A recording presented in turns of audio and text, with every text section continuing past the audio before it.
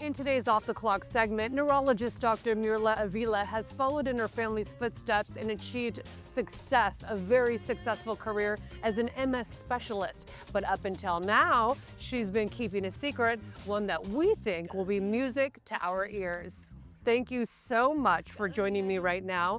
Very interesting. You come from a family of very strong medical ties. Did you feel like a career in medicine was always in the cards for you? It was. Actually, my father was a neurologist and psychiatrist. I remember my first time in the American Academy of Neurology. I was very early in my career. I used to go with my father to the meetings.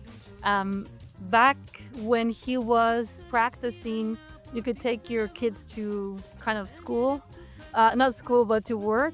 And I used to actually round with him. So he was the one that taught me how to do a neuro exam, taught me the anatomy of the visual pathway, how to do a Babinski, what did that mean if a patient was having Babinski. So I grew up with medicine. So in my mind, that was always something that I was looking forward to do.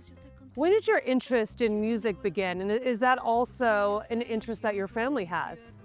Yes, so from my dad, it was a medical family and poet, because my dad was a really good poet, and I like writing poems since I was a kid.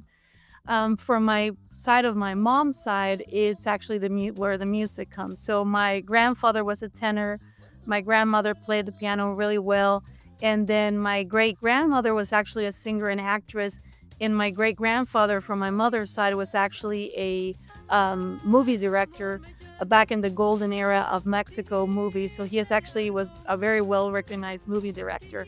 So I think I have a little bit of the science and music in the genes.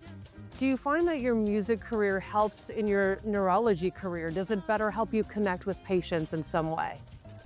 I think it helps me with stressors. It helps me find a way to express sometimes sorrow. I do a lot of call also for the hospital. Sometimes you get to see things that are very difficult. And to me, sit down and write a sad song is a way to express that feeling and make it into something artistic.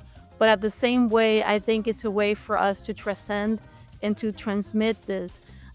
There have been some of my patients that have reached out to me and said, I feel that such and such song, for example, the ones in my first album that's called Above Water, she said, I feel that song was really speaking to me, and I have it in a playlist that when I feel down, I listen to it and it helps me. I think for all of us, music is therapeutic.